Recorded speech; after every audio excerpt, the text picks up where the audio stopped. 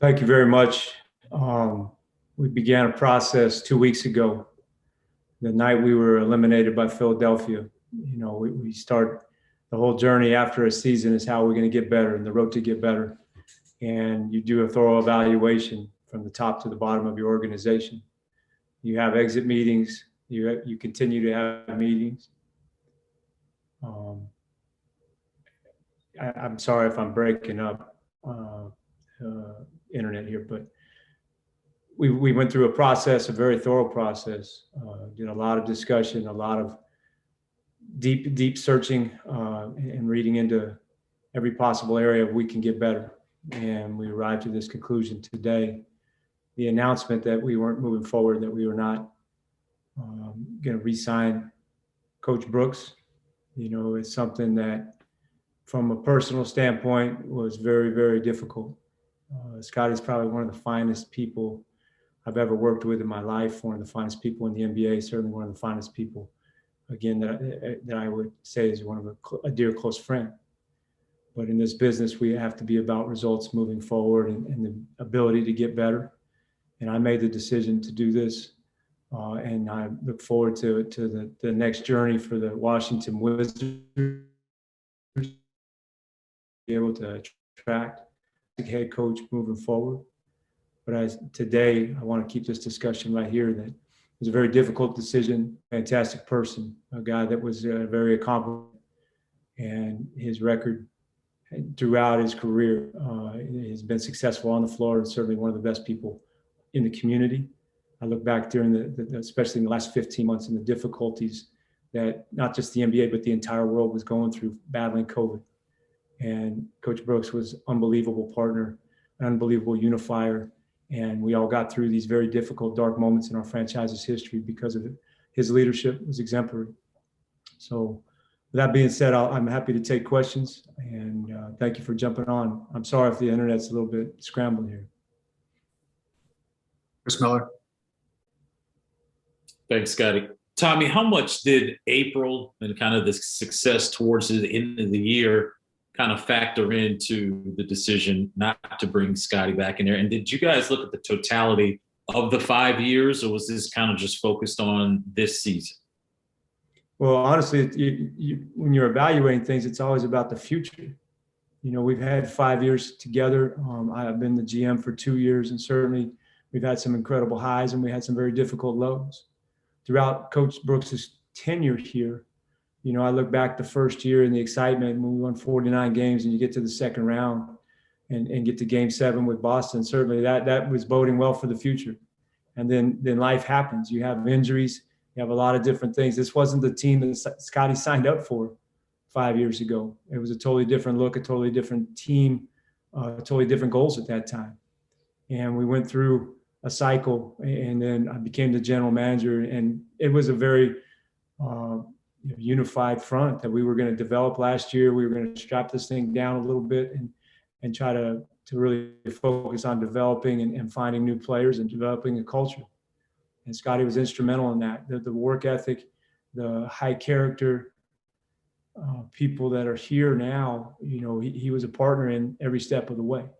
So that, going back to your original question, you look at everything certainly in the past, but I can't do much about the past. I focus on the future and where we're going. And I think with that in mind, that was a decision that we made, that maybe there's a new way for us to get better.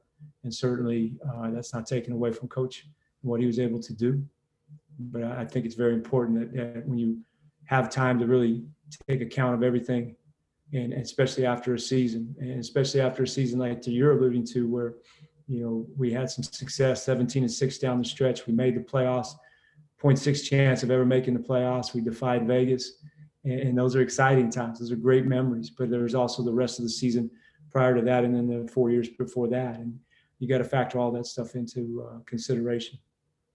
And I apologize for the timing of this follow-up, but I don't know when the next time we'll have a chance to talk to you, though. But is there something that needs to be checked off for the next coach that comes in here to coach this group?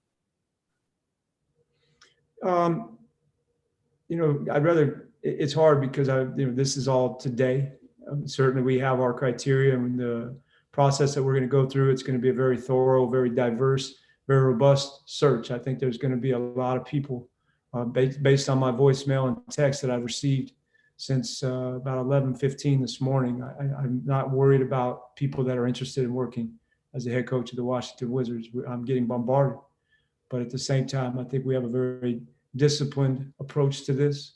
It's going to be very thorough. I think it's going to be, I can't say it enough, a very diverse, inclusive group of people that we'll look at, and that's in due time.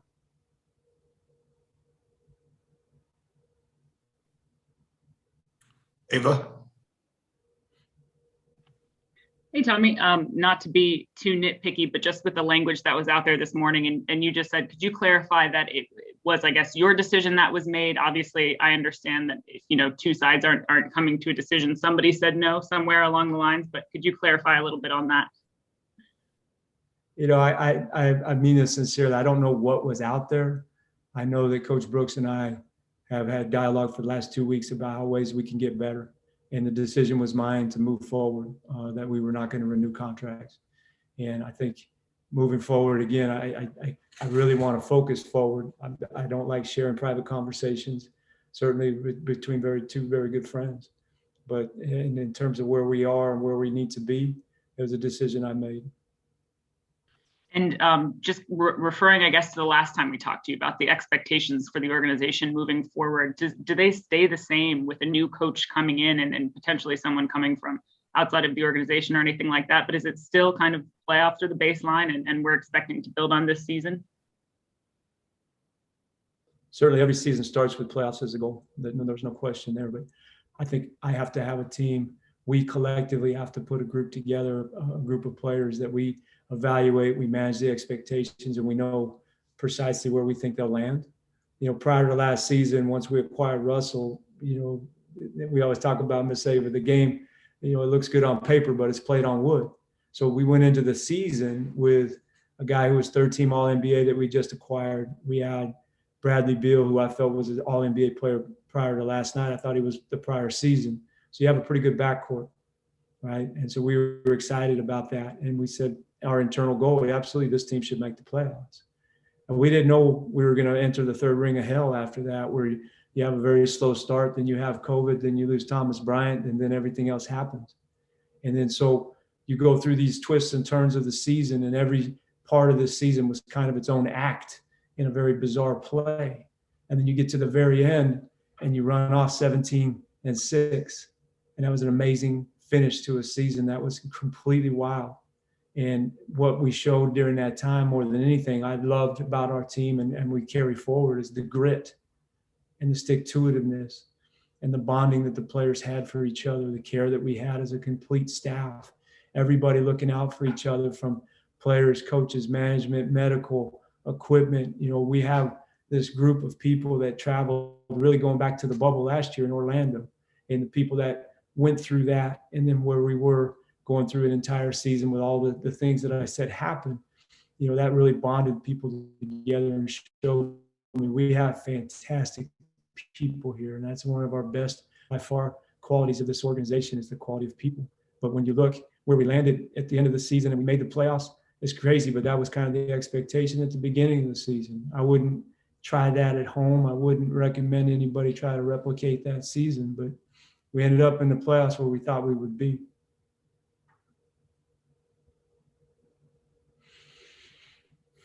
DA? Hey, Tommy. I know we're right at the beginning of this process, but if you look at your team right now, assuming a return to health for most of your key players at some point next season, what do you think your team should do well night in and night out? What do they need to get better at night in and night out? Well, certainly, I think everything starts with that backcourt and two All-NBA players. There should have been a fourth team. If Russell didn't make the third team, I was shocked. He and Bradley both deserved to make it. I'm not saying anybody shouldn't have made it, but I was shocked. I really thought Russell deserved it. In my mind, he's All-NBA. And so we have Bradley and Russell to really feature as the focal point of this team. And where do we start? Where are our strengths? And then we sprinkle in. We have a lot of young guys. And we have a veteran this year, Davis Bertans, who certainly when he was able to play, we had a winning. We were 29-27, one of the best shooters on the planet. It just, that season kind of goes with the rest of the season, how things just don't quite go as according to plan. But we have him returning next year along with Daniel Gafford, Thomas Bryant, Rui and Denny. That's a good building block to look at the future. And then we have our own free agents that we're certainly going to be open to bringing back. And then I got a story to tell in Washington, D.C. Just like I'm in the recruiting business all the time. If it's free agents, now it's a head coach and a great coaching staff. You don't have to try very hard to convince people Washington, D.C. is the very best city in the United States, certainly one of the premier cities in the world. We have fantastic fans. We have a great arena. We have great facilities. Monumental Sports has invested so much in Monumental Basketball and the Washington Wizards. They're all about winning. They're all about the resources needed to win. And the support is unparalleled. We have fantastic ownership. Like I continue to say, Ted has never said no. So I think that we have a fantastic story to tell here. So I look at our team, DA, what we need now, obviously, is a head coach. We need some more depth. We need a little bit more veteran leadership to balance with our younger guys. But in terms of those needs, I think we can certainly achieve all of our goals by process and doing it very thoroughly, But I also believe in my heart that DC sells itself. The Washington Wizards will sell itself. I think there's a great deal to be excited about here. Scott Abraham.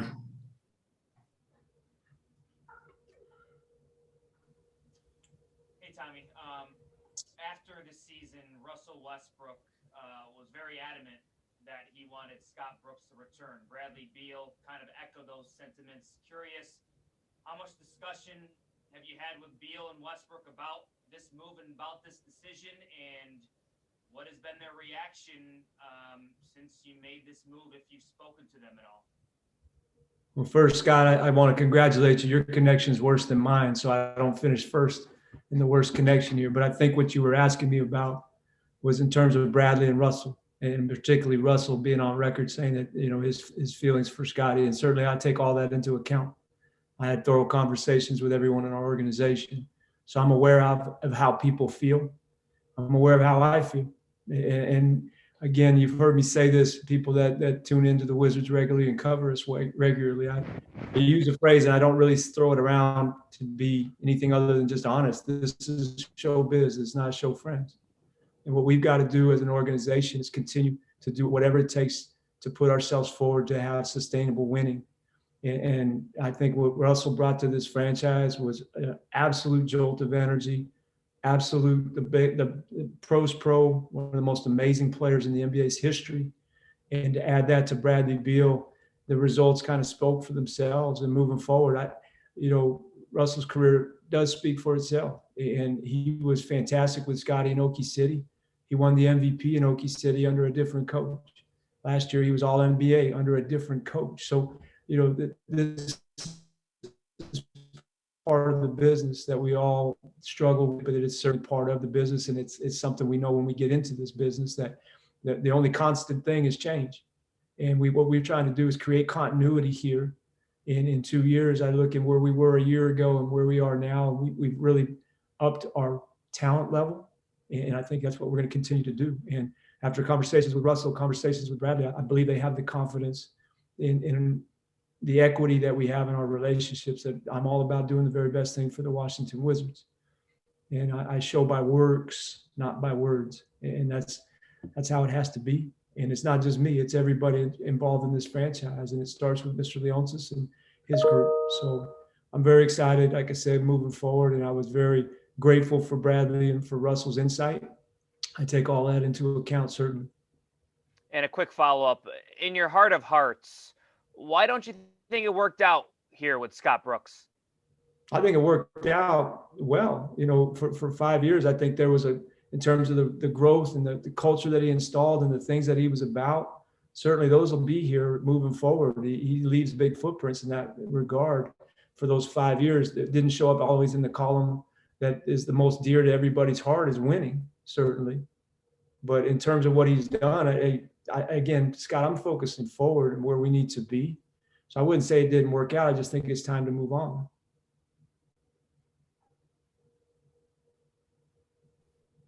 Fred? Hey, Tommy. You mentioned how this was your decision to make, and I'm just curious, why did you make it? Why did you feel like this was the time to move on from Scott and look elsewhere? Well, again, I kind of try to say that at the beginning of this is about the future and where we can go, and kind of looking at where the areas are that we struggled in the past with, and what we're prepared to do to get better in those areas. So, a lot of the conversations that happen throughout the year, and the evaluations you do after a season, they kind of all feed in together to one big report. And I have to observe the information, the data, take into account all the possible relationships. And again, where is our best leverage point to get better moving forward? What do we have and where do we need to be? And that's kind of where that decision came. I'd like to keep most of the conversations, obviously, are very private, but it's just something that I take this job very seriously. My job is to make the Washington Wizards franchise the very best. Our co-owners are our fans. Our co-owners are the players. Everybody that cares about this franchise. My job is to elevate this franchise. And it's not one person. Everybody, we work collectively together. But that decision was made with the future in mind and where I think we can go. And as for the actual upcoming search, I'm sure you're not going to sit there and just throw names out there willy-nilly. But in terms of actual traits that you value in a coach in general, what are you guys looking for from that sort of culture input standpoint? So from Scott, I got heart of hearts, and you used willy-nilly was the term? Willy-nilly, yeah. I'm trying to catch it. What was your question again? You threw me off with that. No, just what sorts of general traits do you look for in a coach that you think kind of stabilize in that position? There's not the days of one coach being the solution to every single problem that a team has is over. We recognize that. That's why you see a lot more reliance on, you have an offensive coordinator, if you will, defensive coordinator. I think everything starts with being a great communicator. And I think then, and that's certainly an area that Scotty thrived in, but we're the areas that we're going to look for. And, those are vision checks that are key performance indicators moving forward. I certainly think you got to take a long, hard look at the defensive end. You got to look at see efficiency wise, can we be better offensively, defensively? And that's kind of where we're going to be leaning towards and looking at very hard. But again, that's not looking backwards. I'm only looking forward. It's pretty simple there. Does that answer your question, willy-nilly? Sure does. Thanks, Tommy. Thank you. Barry? Tommy, you mentioned being a recruiter and having a great city and a great franchise to sell. I just wonder where that comes from, given that this franchise hasn't been to a conference finals since 1979. Like, what's the selling point? Well, because something hasn't happened since some time doesn't mean it's never happened. We won a championship in 1978, so it can happen again here. But I can't speak to all the years that I wasn't here. I can speak to the 2 years I've been the general manager, that I've never had anybody not say, hey, I'm not interested in coming to DC. Certainly money is a factor in the way that the cap works in terms of players, but we're talking about areas that are uncapped. When you bring in coaching staffs and medical staffs and support personnel, all these areas, those are areas that we can really do great things in. It's uncapped. The NBA can't say, hey, you can't hire that person or this person. And, you spend money wisely. You don't spend it foolishly. But I do believe DC sells itself. And I'm not a native Washingtonian, but my time in this city, it is home to me and to our 7 children. And couldn't have ever been a better place to raise a family. And I extol the virtues of DC to everybody who comes here. So I think in terms of the winning, you cover sports for a living, the well-diverse background of what you do. You look and nobody ever thought, gosh, an expansion, here comes a baseball team. Could they win a championship? They did. The Capitals won a championship. The Wizards have won a championship in their past. The Mystics have won a championship. Teams come here. The District of Champions is a real term. And quite frankly, that's that's the standard we want to be held to. But before you can win a championship, you have to get mile markers that you feel like, hey, did we reach this? Did we reach that? In a year's term, when we sat back, if we could rewind and you go back to the preseason, I think it was okay to say, hey, we expect to make the playoffs, and we were managing expectations after injury, certainly, but it starts with that. And once you do that, then you climb, and the ways to get better are incremental. Nobody goes straight to the championship overnight, certainly, but I'm very inspired by the fact that people have done it here before in DC. People have done it before in our building, and it certainly gives me a great deal of motivation that get the Wizards there. But you can't promise a championship without the work. I'm sorry. Just as a quick follow-up, but 2 years ago, the structure, the front office structure that you work in now was put into place 2 summers ago. How do you feel like it's played out? You've got a big collaborative effort with a lot of minds there. How is it working? I think it's one of our greatest resources, honestly. We have fantastic collaboration. Everybody, certainly we all have our boundaries and we know what our jobs are to do. And mine is basketball and what we have to do for the Wizards. But that you live in a community together, and we lean on each other and we glean information from each other. We ask wisdom from each other. And I think that's been fantastic. The ability to just walk down the hall and I catch up with Sashi on some issues, go down to the medical area. All of us work together. And then, as we approach June 18th, I'm reminded of the amazing efforts of our staff last year for the march that Bradley and Natasha led on Juneteenth, and the way that John Thompson was able to jump in, help. They formed a staff with Sashia Jones, with Sashi Brown. That right there, that just speaks so loudly about the resources coming together and the unifying of great resources together. And that is something to this day. It's one of the proudest things I think I've ever been involved with the Washington Wizards was Juneteenth. And that was amazing to think about what went into that and how quick it came together because of the resources we have. And so what Bradley said that day, it sends chills up your spine. That's a very proud moment for monumental basketball for Washington Wizards and certainly for the Mystics. And for DC, I think that spoke a lot, and we don't forget that.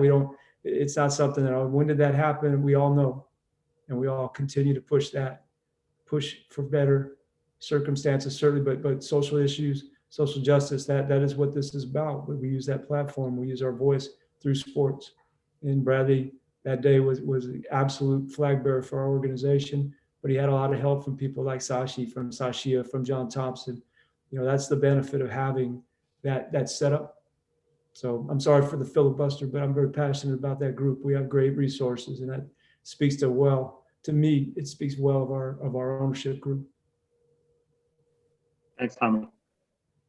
Don't ask me to repeat it, Barry. I was going too long. I can't remember what the heck, but I didn't see you writing it down. Hopefully you're recording this. We got it recorded here. It'll only take me 45 minutes to transcribe. Especially when I mumble. I realize I'm a low talker. I apologize. Jason. Hey, Tommy. Given you have Bradley Beal and Russell Westbrook and, as you've said, expectations to make the playoffs next year, how much will coaching experience, head coaching experience, just experience in general factor into your decision? I think you look at everything that goes into being a head coach, and you want the qualities that you think are going to amplify the needs of your team. So certainly, and I look, let's be honest, you look at the modern NBA, what's going on, who's in the finals right now, or who's still playing. Okay. And it's a great snapshot of what the NBA is. You have very diverse coaches. You have former players. You have people that came from Division II colleges. It's just a reminder that there's no clear path of how to get there. There's no magic formula, but there's no one great person that's going to solve all this. I think it's all about the staff you put together, because everybody, if you're a first-time head coach or a head coach that's coached 1,000 games, you still have to go coach the next game, no matter what your resume to that point that got you there. You still have to go out and do these things. And this is a cruel game too at times. And you're watching these series play out, and it's, when somebody goes up 2-0, someone goes down, all of a sudden it's 2-2, and there's tons of injuries and all these different things happen. And just a reminder how best laid plans can blow up in your face. There's so much luck that's involved in this, but we all still trying to rob the same train. We're all building to try to win a championship. And it starts certainly with that. The head coaching job, bar none, is the hardest job in an organization. It's the hardest job in any NBA franchise. So there's a lot that goes into that. And I think being supportive of that position, having empathy for that position every day, I believe that's something we do very well here. And I think that's something moving forward I preach that to our staff every single day. Everybody that thinks they would have done something different in crunch time in this game or that game, have you ever coached a game? No. You have to have empathy for that person. And you got to remember, sometimes that dang round ball, it'll roll around that rim and it goes in, you're a genius. And it rolls out and they go, God, you should never have done that. You should never call that. You should never call that play.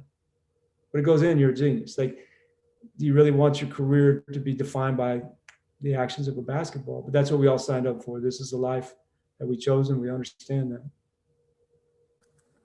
And what type of timeline do you envision for this process? I'd like to say, to get the right person. I don't think it's, we are certainly not this time next week. And, ideally, when you get into free agency, I think there's an element that players would like to know, who's the coach, what's their vision, what are we about? So certainly, August 2nd is out there in a distant place, but I don't like to get sped up. I think patience is a competitive advantage. And I think we're going to go through this very thoroughly, and we come with a conclusion. This is the right person for this franchise, and it'll be the right decision, we believe. And then at that time, but to pick a date on a calendar, Chase, I couldn't do that. I don't think that's wise.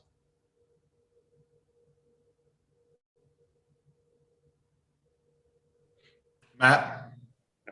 Hi, Tommy. I'm curious, in using this 2 weeks to evaluate the situation, how much did you find yourself having to change your mind or instinctively going one way, but saying, oh, I need more information to process? Just could you kind of because you've known Scott for 5 years and that sort of thing, I guess you have instincts one way or another.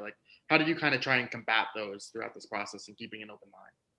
Well, what I do with any decision I make is you got to lay options on the table. Option 1, 2, 3, 4, 5. What if we do this, this, and this? And that's really where the focus is. And you take all the remaining issues that maybe came out of exit interviews, maybe issues that you saw throughout the year, and you try to, really work through those mentally, certainly, but socially. I talk to all of our players, our coaches, anybody on staff that has a stake in this team, and get opinions, and you get input, and you verify it with data. You verify it with actionable things.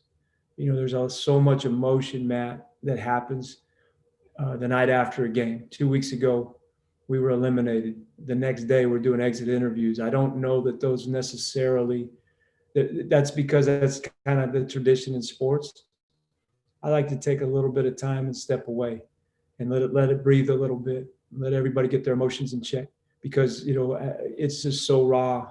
To the NBA season, you're on a cadence, and we're constantly moving, and we're flying here, we're flying there. You get to the playoffs, and the high of getting to the playoffs, and everybody's excited, and then boom, everything's over in a heartbeat second. And the next day, the trash bags come out, and guys grab their stuff and go to cars, and we talk about, okay, we're going to check in the middle of June, and we have our schedules, and then a full building's empty.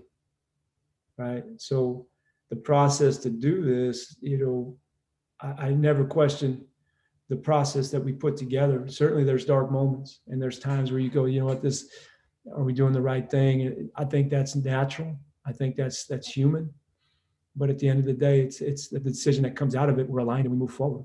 This one was particularly difficult for me from a friendship standpoint. And as I said, Scotty's one of the finest people I've ever dealt with in my life. And we went through some very dark times together.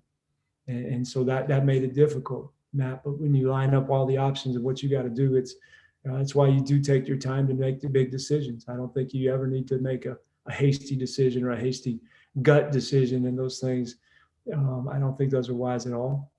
And I think you can kind of see around the league, there's evidence of things that maybe people want to have a mulligan on. And there's other places where you say, wow, I study people's decisions all the time, particularly in the NBA, particularly in transactions, but just in life, what made something successful? If it wasn't successful, why? And you study the autopsy. What could they have done better? And that's all I try to do for the Washington Wizards. And with our staff, I think we've done a very thorough job of evaluating this situation. And the decision made today is to move forward. And that's something I don't think we're going to look back on. We got to look forward. And you mentioned, sorry, just real quick, you mentioned having a coach hopefully by free agency. Just curious, is there a situation where you wouldn't have one by the draft even? Again, I'm not picking days on the calendar. I think the draft certainly is part of that. I think any coach wants to have an opportunity to observe as we put our talent and everything together. But I think free agency is a far more significant event for anybody that's considering teams and what they want to do. The draft is very, very important for the lifeblood of the organization, certainly in the talent. But I think most coaches want to know who's the free agents, who are the frontline guys, and you sprinkle in the rookies. I think talent acquisition comes in so many different forms, and we show that on our roster, from the trades, from free agency, from drafting, from claiming guys off of waivers. So again, I don't try to say when we'll be done. Hey, maybe we're done in 3 weeks. Maybe we're done before the draft. But in all likelihood, I think this will be done when we know we did the best job and we arrived at the right person. Thank you. Time for a couple more here. Glenn? Tommy. Hey, George, take your hat off. No way. Tommy, hey, buddy. I know that you have vision for the organization, and I know your heart's in this thing. And, I know that you look at other teams as well to see what makes them successful. You look at Phoenix with Chris Paul and Devin Booker. In the process of you trying to, get the best coach possible, what style of play do you think that, a coach that takes this team over now is gonna look to play? Like, what are some of the things you're looking for from that vision standpoint in style of play and in a coach? Glenn, if I tell you, then people are going to know how to prep and read, and they're going to answer to what they think they want, that I want to hear. I know. So that's a dumb question then, right? I really, but I think it's important to get the evaluation of every candidate. They come in and they evaluate our roster. What would you do with this? I think that's a fair question. I'm just teasing, and there's no dumb questions, Glenn. But I think for me, this is way too early to say this is exactly what we're looking for. I would be very obvious to state that we have a pretty talented backcourt. All right. And how can we take advantage? How can we make the game easier? Bradley Beal is usually seen with 3 people at all times when he has the ball. He sees triple teams, double teams everywhere he goes. How can we make his life easier? How can we complement him and Russell with maybe some more outside scoring and depth, those kinds of things? But those problems are going to be there no matter who the coach is. You have to have the talent to put out on the floor and continue to thrive in the NBA. So you kind of have a foot in both worlds. What can the coach do, and how can we help the coach with the talent that we assemble? So it's an ongoing pursuit for sure. Thank you. That's the one question today, Glenn. And we'll wrap it up with Ben Standig.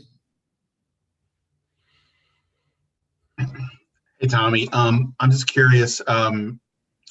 You said this was your decision to make, but presumably you did speak with others in the organization, including the owner, who I don't think we've heard anybody's mentioned yet. Just curious about that process and kind of what was your conversations with Ted Leonsis? Again, conversations are private, but I approached Ted as, he came in and did exit interviews himself. This is such a strange world, but usually beginning of the season, Ted comes to practice. During the season, we do a business of basketball program. He speaks to the team, and he's at all the games. And he knows all of our players, all of our staff. And really, since March of last year, he lost that connection, literally not being there. So he was meeting a lot of people physically for the very first time. And it was an opportunity for him to get to meet some of our players. He hadn't met Daniel Gafford in person. And Daniel was an employee for us for 23 games. And for Ted not to know that guy and get a chance to shake his hand and get to know him firsthand was very, very unusual. So for Ted, he was able to meet those players in the exit interviews for the first time in many cases. He was able to come to a couple of playoff games, but he wasn't on our tier, if you will, couldn't come to the locker room, those things. But the conversation I had with Ted after the season was that, hey, I want to give you a thorough review and I need some time. And he said, take all the time you need. And throughout, I would update him, certainly. And I said, I'm feeling a certain way, and we talk about that. And then I'd come back to him and looking at these things, and these are kind of some of the stuff that all this evaluation is leading me towards, and he would listen. And I said, Ted, this is a decision I believe I've arrived upon, and I gave it to him. And he said, if that's what you want to do, then that's what you do. That's the amazing ability of him to empower his people to do the very best job. He just keep him informed, let him know why you make these decisions, but there was never an issue. Certainly very grateful to Scotty for his service and what he was done here, but he understood my decision and he supported it. And obviously this is, as you get going here, if you're going to be the one making a decision, that's obviously a big opportunity for you to help reshape this group. And I'm just curious, at times it seemed like from the outside, maybe some potential disconnect with players put on the roster and how they were used. How important is that relationship between the front office and the coaching staff moving forward to be on the same page when it comes to type of players you have, how to use them, and so on? Yeah, I have a great deal of empathy, and particularly, you yourself, you usually come to games. Not having that ability this year, I can promise you there was never a disconnect. We talked about anytime we were doing lineup changes or anything. My advice to every coach is you do what you need to do. This is their team. I'm going to advise, and we sit there in a supporting role. As I said, it's the hardest job in the NBA. I've never told a coach what to run or who to play, and they don't tell us who to draft. It's a collective group. I think everybody has a say. Not everybody has a vote, but certainly the general manager head coach relationship, I think, is very, very critical. Communication, transparency at all times, and that's something I look forward to in the future. But that's certainly something I have for the time I worked with Coach Brooks. He's tremendous partner in that. There was never a disconnect. There were certainly times where injuries forced certain lineups that we watch and they don't work or whatever, but it doesn't mean there's a disconnect. That means you try something, doesn't work, and you move to the next thing. But and be honest, I'm not sure exactly where you're referring to, but I think if you were at games every night, it wouldn't seem as strange as maybe tuning into a game from afar. But if you watched our team, usually I think you watch our games throughout the year. I think we found a roster by trade deadline that we settled in on, and I think that's one we'll move forward with. Whenever something doesn't work out, I think in 2 years for our staff, we've shown we'll move on trying to acquire the best talent we can, and we're not afraid to take swings. We're not afraid to look at other things. All right. Thank you, Tommy. Thanks everybody for joining us. As I said, we'll send out the recording of today's availability. And if you have any questions or need any follow-up from us, please let us know. Thanks, Tommy.